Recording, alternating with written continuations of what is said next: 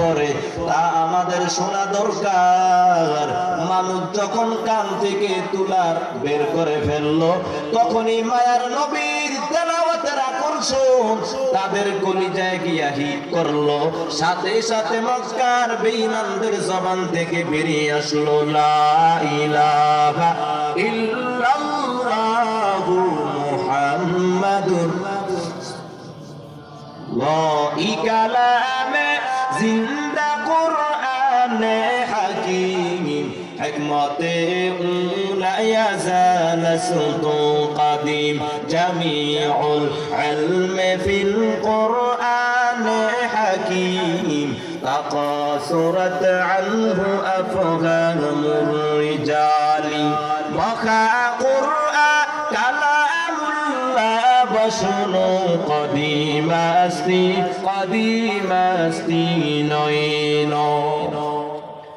আজ পৃথিবীর মানুষের জন্য একমাত্র শান্তির কিতাব, হেদায়েতের কিতাব হলো পবিত্র কোরআনে কারীম, পবিত্র কোরআনে মাজিদ।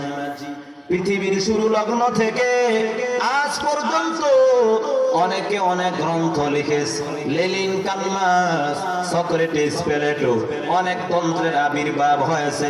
গণতন্ত্র, সমাজতন্ত্র, রাজতন্ত্র, প্রজাতন্ত্র, কোন তন্ত্র আর কোন গ্রন্থ মানুষের মুখে হাসি ফুটাতে পারে নাই।